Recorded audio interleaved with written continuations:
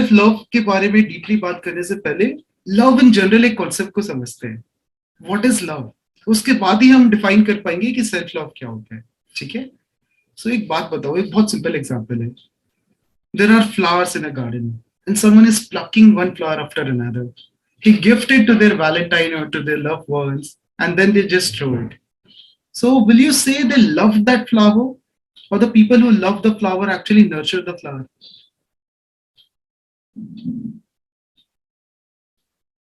You're on mute, Omika. People who nurture it, maybe they love the flowers.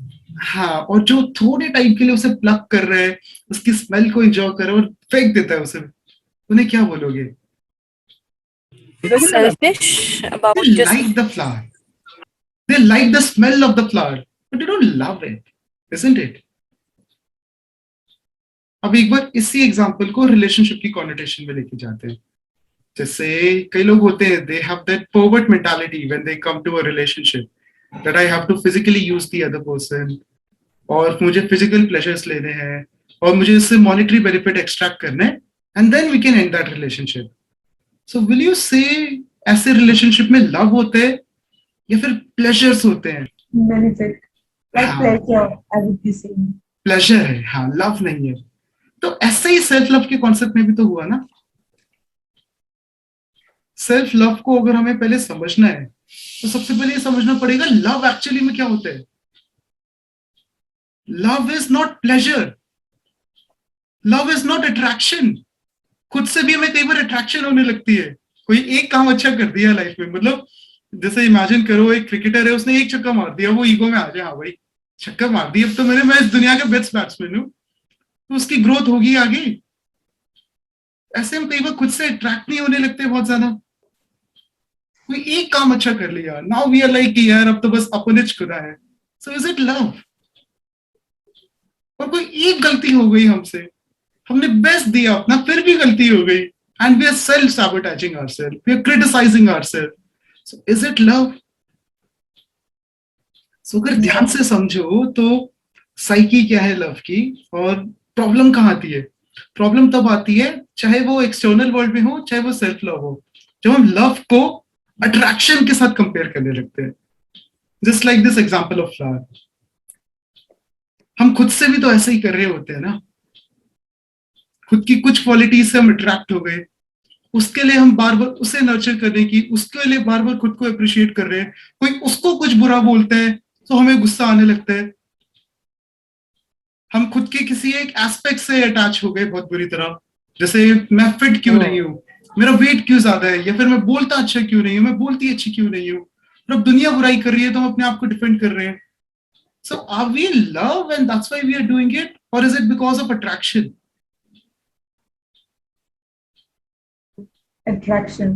हाँ, ये सुमिका आप भी बताओ. Attraction and another point I would like to add, at times ये भी होता है that we think we are good at something, a specific quality, or if we slip up once, we kind of say things to ourselves that as you said, but others around us also kind of tell us that this is not for you, you wouldn't be able to do it, or you're bad at this, and वो इतना ज़्यादा हो जाता है at a point that even if we have confidence in ourselves, that also goes down.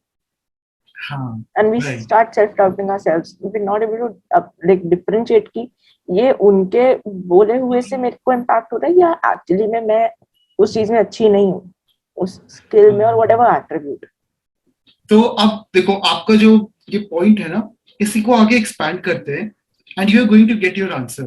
सबसे पहले समझते हैं, हमने डिस्कस किया कि love is not pleasure.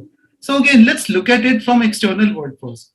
External world में हम कब बोलेंगे कि other person love something? May be that can be a person, that can be anything like flower, as we have discussed the example. कब बोलेंगे that person is in love?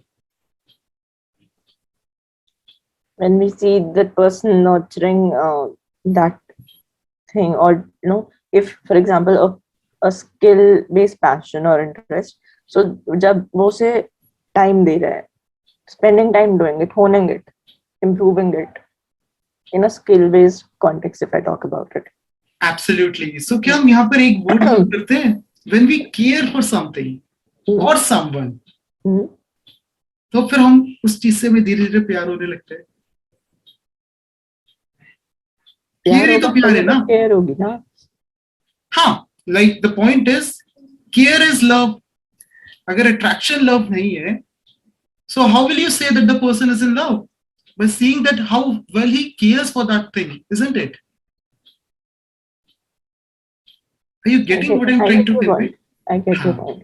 yes. But at times we even see like this, that whenever in the initial time when the person, suppose the person is inclined towards attraction and the person just wants to play up. So at that point of time, we even see that the person also fabricates through caring. They show that they are caring, but actually they are not. देखो उसमें ना दो points है। एक तो the other person is fake, वो नकली है, वो अट्रैक्शन पाना चाहता है और उसका तरीका उसे केयर लगता है कि मैं सामने वाले को दिखा दूं that I care for him or her and I can grab him. So this is about fake people. This is one scenario. Other aspect is जो ह्यूमन साइकोलॉजी का एक पार्ट होता है। क्या होता है ना, एक इनफैचुएशन होती है हमारे अंदर किसी भी चीज से, लोगों से हम इनफैचुएट हो जाते हैं। और जब इनफैचुएट हो जाते हैं, वो होता कुछ नहीं है, वो एक डोपामीन माइंड में रिलीज होता है, that is just a hormonal reaction, और हम उससे फिर प्यार समझने लगते हैं। सब यहाँ पर ना एक बहुत इंपॉर्टेंट पॉइंट आता है, व्हाट इज लव, अगर इसे ध्यान से समझना हो, and what is care in the real context. It is that understanding. Slowly and gradually जब हम चीजों को समझने लगते हैं, तो हमें समझ आता है कि यार सामने वाले का पॉइंट ऑफ व्यू भी इतना गलत नहीं है। या फिर लेट्स से आप कोई काम कर रहे हो, उसके अंदर अगर आप स्टार्टिंग के अंदर बिल्कुल फ्रस्ट्रेट हो गए कि यार बेकार है बिल्कुल, तो आपको उससे हिट होने लगेगी। But if you patiently stay with that work, उस काम को आपने समझा अलग अलग डायमेंशन से, वहां पे कितने लोग हैं और उसका क्या इम्पैक्ट है दुनिया के ऊपर, मेरे लिए वो काम कैसे सूट कर सकता है, उसे समझा, तो धीरे धीरे आप उस काम में मास्टरी अचीव करने की कोशिश कर रहे हो, या फिर उस स्किल में मास्टरी अचीव करने की कोशिश कर रहे हो, तभी तो उसकी केयर कर पाओगे ना फिर लॉन्ग टर्म में। तो हम ये वर्ड यूज कर सकते हैं कि love comes with understanding in general scenario first. Yes, यहां तक समझ आ रहे सबको, है ना? अंडरस्टैंडिंग के साथ जैसे जैसे हम सामने वाले इंसान को चाहे समझने लगते हैं, let's say you are in a romantic relationship and you started understanding your partner better and better day by day, कि ठीक है यार सामने वाला हो सकता है कि उसके अंदर एक ईगो हो, एक गुस्सा हो, बट ठीक है, इतना बुरा भी नहीं है वो, उसके अंदर कुछ अच्छी क्वालिटीज भी है, कुछ बुरी क्वालिटीज भी है। अब बुरी क्वालिटीज अगर बहुत ज्यादा है, वो आपको हर्ट करती हैं किसी वजह से, जैसे लेट्स सपोज दैट बुरी quality can be that the person abuses you in any way, either verbally or physically, then leave that person. But if that quality is something कि कोई चीजें भूल जाता है वो, या वो क्वालिटीज कुछ ऐसी जो बहुत इनोसेंट है, then just accept the other person as that person is.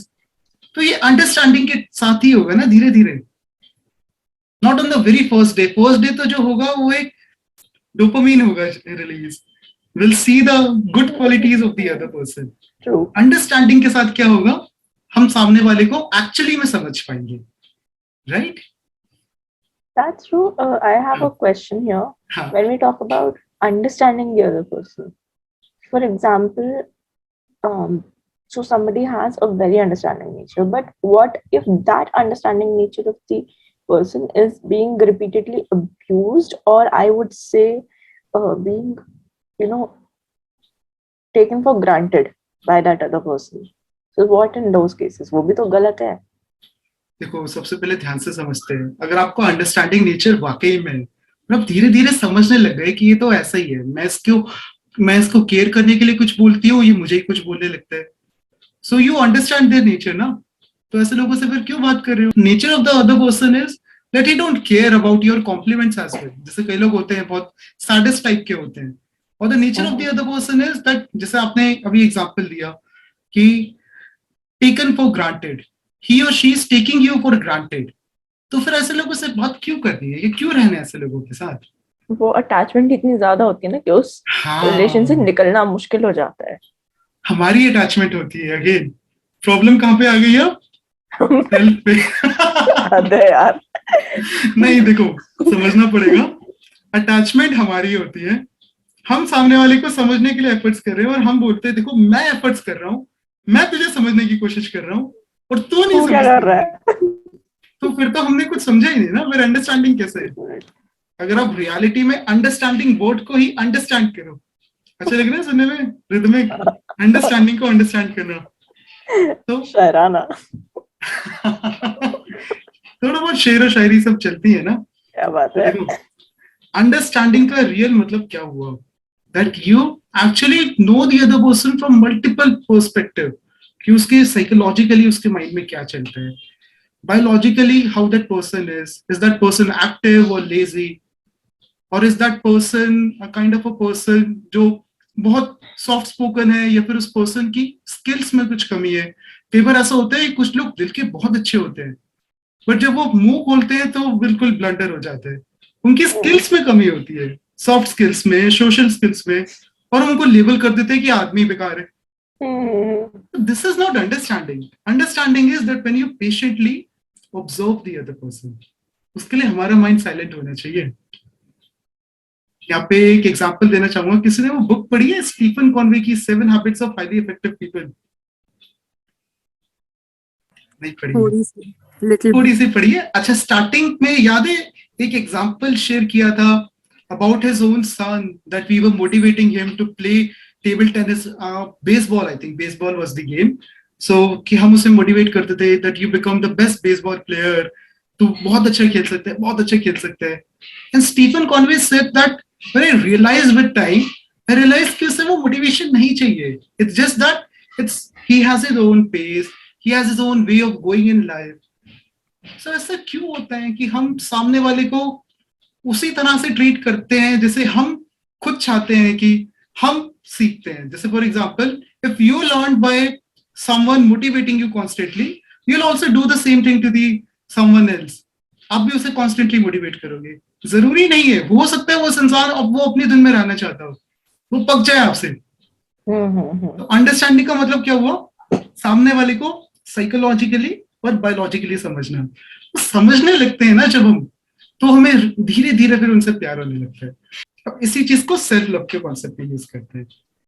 खुद के लिए हमारी अंडरस्टैंडिंग अभी कैसी है, बहुत अच्छी है या फिर बेकार है या फिर एवरेज है, कैसी है, क्या लगता है आप लोगों को? बेकार है।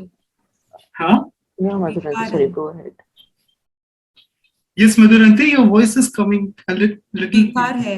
बेकार है। बेकार है। हाँ, तो विका?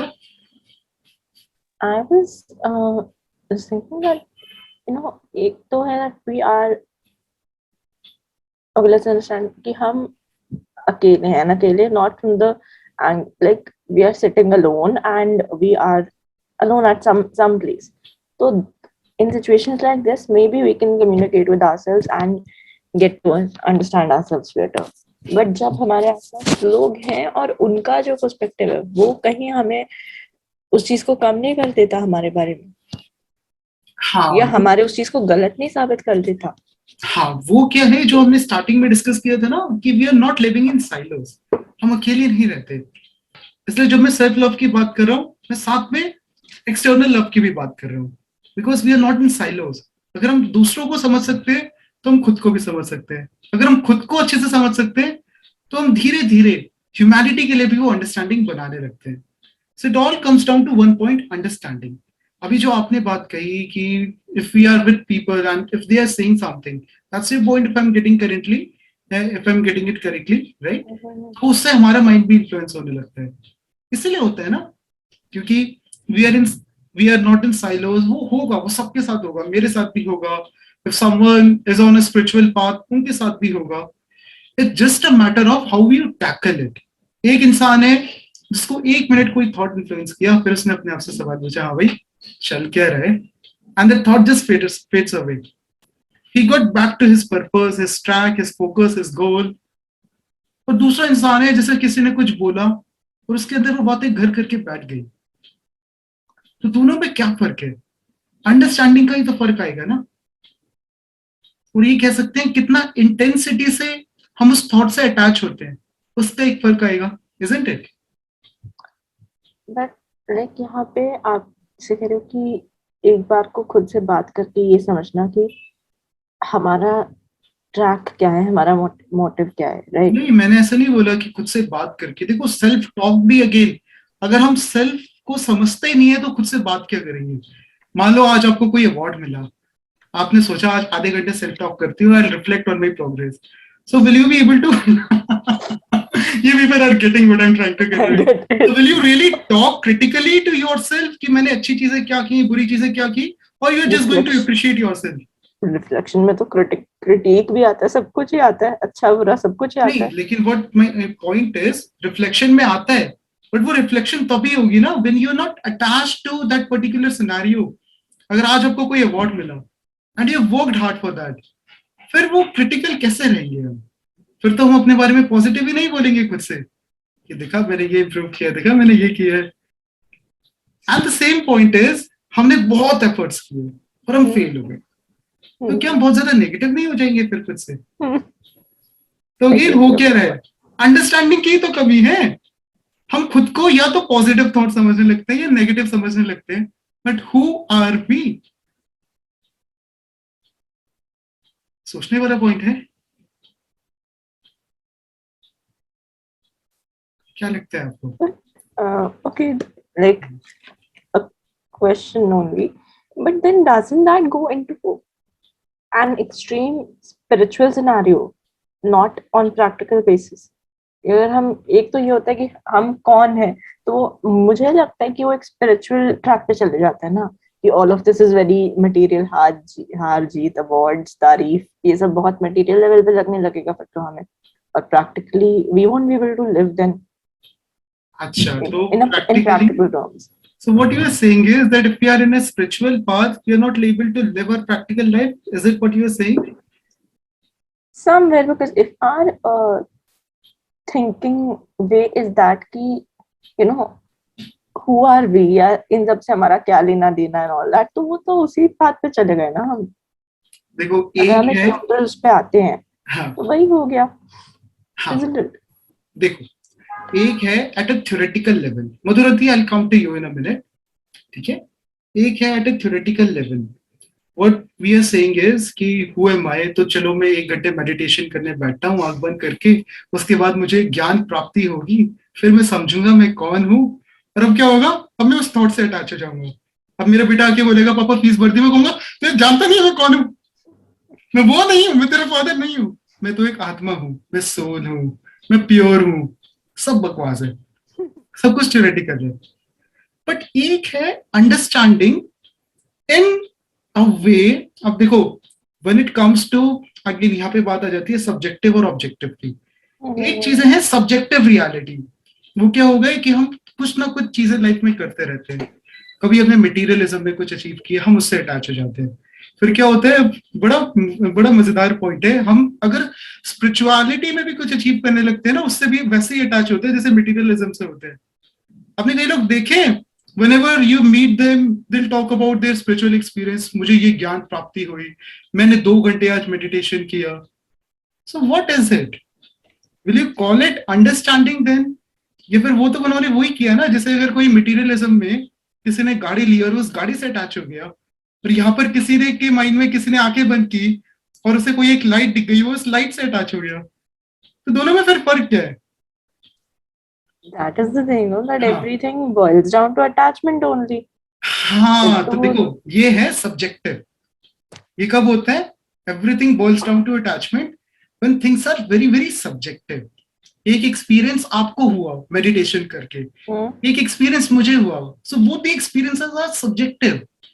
बट उन एक्सपीरियंसेस के बेसिस पे, लेट्स से अगर हमने अपने ये चीजें छोड़ के कि कैसा हम फील कर रहे हैं, पहले हमें बहुत गुस्सा आता था, अब कम गुस्सा आता है, पहले हम 10 घंटे सोते थे, अब 7 घंटे सोते हैं, तो ये सारी चीजें टेम्परेरी है। इन चीजों को छोड़ दिया हमने और ये समझा कि हमारी अंडरस्टैंडिंग कैसे ब्रॉड हुई लाइफ में। तो क्या हम नहीं कह सकते कि कहीं ना कहीं हम एक स्टेप पहले से बेटर बन जाएंगे? और फिर इसी को हमने एक तरह से प्रोसेस बना दिया कि चीजें करनी है लाइफ में, मटेरियलिज्म में भी करनी है, स्पिरिचुअलिटी में भी करनी है, बट अंडरस्टैंडिंग के लिए करनी है। तो अंडरस्टैंडिंग वर्ड को समझते हैं, ये सब्जेक्टिव बात की हमने, तो ऑब्जेक्टिव कौन सी चीजें हुई उसे समझते हैं। देखो एक चीज समझते हैं, आप किसी और चीज से, let's say you are afraid about something else, you are afraid about, let's hypothetically speaking, public speaking, I am afraid about maths.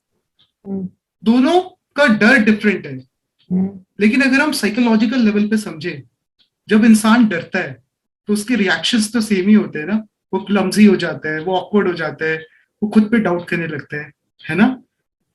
तो अगर हम ये समझने पे ध्यान देने लग जाए कि एक इंसान डर में कैसे रिएक्ट करता है, इंसान बुरा नहीं है, वो बेवकूफ नहीं है, it's just that that person is not good in this particular thing, और उसे अगर इसमें बेहतर बनाना है तो उसकी कैपेबिलिटी कितनी मैटर करती है, उसकी कैपेबिलिटी कहाँ है। ऐसे सवाल अगर हम पूछने लग जाए अपने आप से भी, और अगर हम किसी के साथ रिलेशनशिप में, किसी के साथ वो रिलेशनशिप नर्चर करना चाहते हैं, तो उसको भी समझने के लिए ये सेम सवाल पूछने लग जाए, तो क्या हमारी अंडरस्टैंडिंग बेटर नहीं होगी? और वो अंडरस्टैंडिंग सब्जेक्टिव तो नहीं होगी ना, क्योंकि अब आप ये नहीं कह रहे कि दैट पर्सन इज गुड और बैड, और आई एम गुड और बैड, और माई एक्सपीरियंस वॉज गुड और बैड।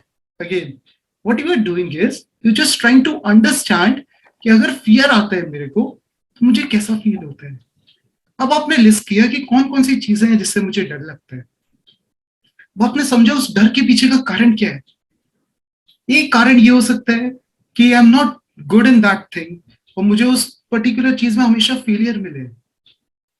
एक कारण ये हो सकता है कि जब मैं छोटा था, मैंने बचपने में वो चीज ट्राई की तो सोसाइटी ने बहुत मजाक बनाया। जैसे कोई अगर पब्लिक स्पीकिंग से किसी का फियर है पब्लिक स्पीकिंग, तो ज्यादातर पता है ऐसे में क्या होता है, बचपन की कोई ऐसी मेमोरी होती है जो ट्रिगर कर रही होती है कि कभी एक बार स्टेज पे गए, आसपास के लोगों ने बहुत मजाक बनाया, या फिर हमेशा say that person was socially awkward, कभी उसके फ्रेंड्स नहीं थे, सो दैट पर्सन फील्स कि मैं लोगों के आगे कैसे बोलूंगा, लोग मुझे समझ भी पाएंगे या नहीं। तो आपने उस रीजन को समझा। अब आपने समझा कि अच्छा फियर के पीछे कोई ना कोई रीजन होता है, तो ये रीजन ये है, तो इससे ओवरकम करने के लिए मैं कौन कौन से स्टेप ले सकता हूं या ले सकती हूँ। तो हम क्या ये नहीं कह सकते that you trying to understand yourself better and better, है ना। अब इसमें सब्जेक्टिव तो नहीं है ना कुछ। अब इसमें सब्जेक्टिव एक चीज हो सकती है कि आपने अपने आप से कोई क्वेश्चन पूछा कि ये चीज मुझे, मैं क्यों डरता हूँ इस चीज से, जैसे मैं पब्लिक स्पीकिंग से क्यों डरता हूँ। हो सकता है उसका जो आंसर मिले आपको वो आपकी प्री कंसीव नोशंस पे बेस्ड हो। जैसे फॉर एग्जांपल आपको आज कोई बुरा एक्सपीरियंस हो और आपने उसी पे सारा ब्लेम लगा दिया कि बुरा एक्सपीरियंस मुझे इसलिए हुआ है क्योंकि आज मैं फेल हुआ, आज उसने ये बोला, तो वहां पर गड़बड़ हो जाएगी। वहां अगेन फिर से क्वेश्चनिंग करनी है। तो अगेन अगर हम ध्यान से समझे तो अंडरस्टैंडिंग कैसे आती है। अभी मैं क्या कर रहा हूं, New experiences. न्यू एक्सपीरियंसेस से नहीं, सॉरी मतलब trying that thing again for a जब new मैं अपने आप से, experience. जब मैं ये कह रहा हूँ कि ये फियर क्या होता है, जब फियर होता है तो इंसान कैसे रिएक्ट करता है, मैं क्या कर रहा हूँ बार बार Questioning yourself to get to a level of to try that thing again. Questioning से। Understanding comes with questioning, as Albert Einstein also said, questioning is the beginning of intelligence. हमारे एजुकेशन सिस्टम ने क्या किया है, हमें confine कर दिया है आंसर्स ढूंढने पे नहीं, आंसर्स रटने पे। टीचर से हम सवाल पूछते हैं या फिर जो जवाब बताते हैं उसे लिख लेते हैं नोटबुक में और फिर उसे रट्टा मार के एग्जाम में लिखते हैं। सोचने वाला पॉइंट है, we are not condition to become better thinkers, we are condition to become better memorisers, or you can say we are condition to memorise something और राइट इट। वर्बाटिज्म पे हम कंडीशन हो गए हैं, क्वेश्चनिंग माइंड बनेगा तो फिर आप सब्जेक्टिव और ऑब्जेक्टिव में भी फर्क समझने लगोगे। फिर आप खुद को भी सीरियसली नहीं लोगे और ना ही खुद को सैबोटेज करोगे। इसी तरह हम दूसरों को भी सीरियसली नहीं लोगे और ना ही दूसरों को सैबोटेज करोगे। आप ये समझ जाओगे कि यार माइंड के लेवल पे चीजें कैसे वर्क करती हैं। माइंड के लेवल पे एक अटैचमेंट होती है। अगेन अभी हमने एक एग्जांपल लिया फियर का, अब एक और इमोशन का एग्जांपल लेते हैं जिसको ओमिका ने कई बार हाईलाइट किया, and that is very important, attachment. तो अब एक है कि हम अपने स्टैंड पॉइंट से इसे देखें, या दूसरे इंसान को अगर हम समझने की कोशिश कर रहे हैं तो सब्जेक्टिव कैसे आती हैं चीजें, हम ये बोल देते हैं कि that person is attached to money, so that means that person is greedy और सेल्फिश। लेकिन ऐसे समझते हैं जब भी हम किसी भी चीज से अटैच होते हैं तो क्या चीजें होती है माइंड के लेवल पे जो उसे ट्रिगर करती है, ऐसे समझना होगा। जैसे फॉर एग्जाम्पल जब हम किसी से अटैच होते हैं तो उसे खोने का डर आता है ना। हाँ, तो डर का कारण क्या है? अटैचमेंट ही तो है देखा जाए तो। और क्या आता है अटैचमेंट के साथ? अटैचमेंट के साथ एक पोजेसिवनेस नहीं आने लगती in context of let's say relationships? Entitlement. Okay, I won't call it entitlement, but हाँ हक वाली जो चीज होती है, that हाँ, हाँ कि सामने वाले को तो मैं ओन करता हूँ, ऐसी फीलिंग आने लगती है। अच्छा, और ये फिर अगर बाहर की दुनिया में होगा तो खुद के साथ भी तो होगा। लेट्स से हम किसी एक ट्रॉफी से अटैच हो गए, या हमने कुछ एक छोटी सी चीज अचीव कर ली, उससे अटैच हो गए, तो उसके साथ क्या हमारी सारे इमोशंस ट्रिगर नहीं होने लगेंगे? ईगो, उसे खोने का डर, है ना? तो सेल्फ लव किसे कहोगे आप? इस अटैचमेंट को समझ के वाइसली एक्ट करना, यही तो सेल्फ लव है। और क्या है? या फिर ये है कि आज एक ट्रॉफी मिल गई तो देखो मैं कितना इंटेलिजेंट हूं, अब आप उसके लिए अपने आप को ईगोस्टिक फील करा रहे हो। या आज एक फेलियर आ गया, उसके लिए अपने आप को एक फेलियर फील करवा रहे हो। क्या ये सेल्फ लव है? इमोशंस में भागते रहना, ऐसे समझना होता है। So again it all comes down to understanding. और अंडरस्टैंडिंग को अंडरस्टैंड करने के लिए हमें क्या करना होगा? क्या डिस्कस किया अभी हमने? क्वेश्चनिंग करना। हाँ, अंडरस्टैंडिंग को अंडरस्टैंड करने के लिए हमें क्वेश्चनिंग करनी होगी। इंटरेस्टिंग लग रहा है अभी तक? समझ आ रहा है जो मैं कहना चाह रहा हूँ? बट कभी कभी ऐसे भी होता है ना कि when some might be in a relationship, majority of the time we listen that they tell कि there wasn't any love, there was only attachment. हाँ, जब हम रिलेशनशिप में होते हैं तो लव नहीं होता, अटैचमेंट होती है। वो कब होता है फिर? हाँ, जब ऐसे ईगो, फियर, पोजेसिवनेस ऐसे होता है। बट एट हाँ। टाइम्स तो इसका मतलब ऐसे भी हो सकता है कि the person when they tell they are not understanding the actual word of attachment, like whenever, even when we are like ऐसे yesterday ही हुआ था मेरे रूममेट के साथ, तो she was just like telling कि ये attachment था, तो when we were telling कि were you possessive with the fact and all this, तो फिर वो बोली कि there wasn't any possessiveness, there wasn't any fear or anything, बस simple attachment था। तो ये फ्रेश हुआ, सो आई couldn't relate कि तो फिर attachment और love और the meaning of attachment, what is the difference? देखो, difference is very clear and simple.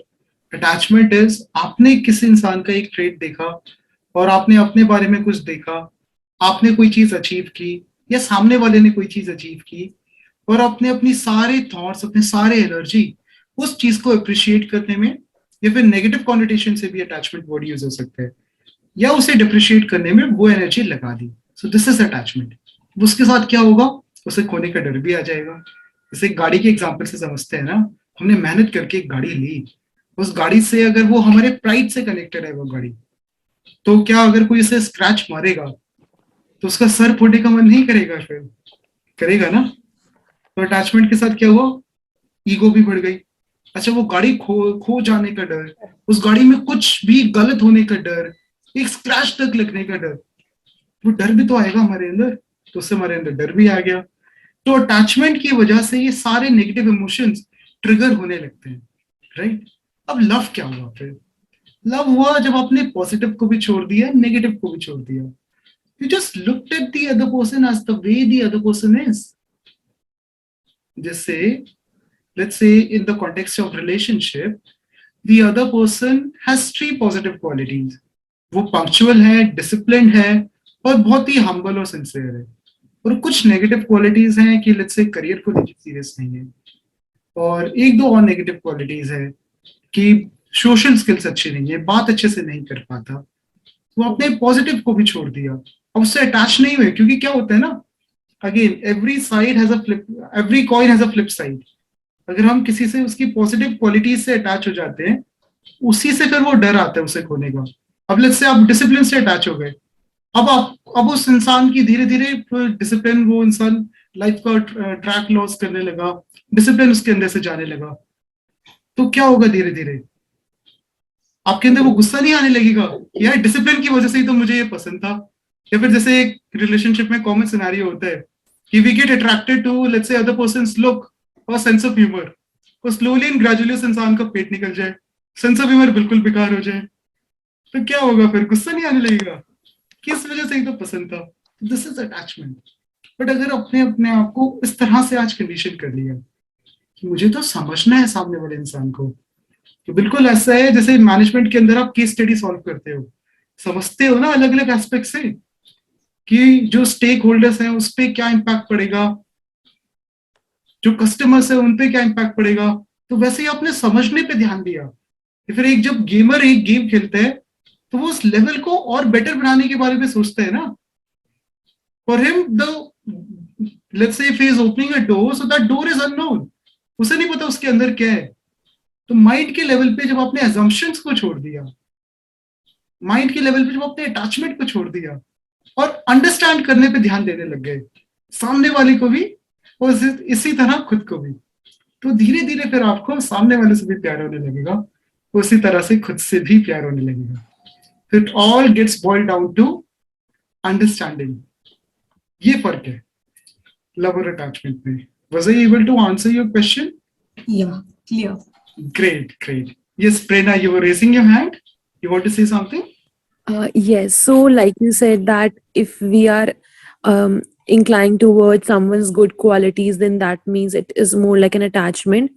But would you call it like love if we are equally, like if we have equally accepted the other person's negative traits as well? And same implies in the case of self love.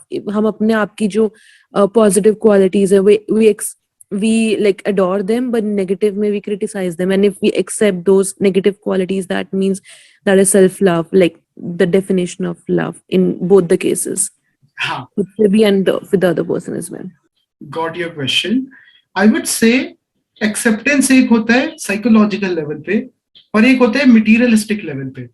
और materialistic level पे जो acceptance है, that depends upon the intensity of the bad behavior of the other person, and it depends upon the intensity of, let's say, in the context of self love, that depends कि आपकी life का purpose क्या है।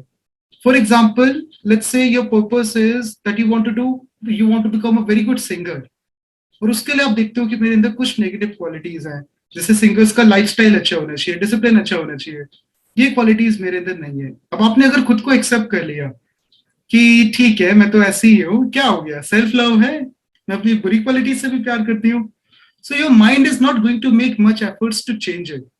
हम change भी तो तभी करते हैं ना, again it's a little paradoxical, again हम चेंज भी तभी करते हैं जब हमारे अंदर एक वो आग आती है कि यार ये गलत हो रहा है, इसे तो भाई बदलना पड़ेगा।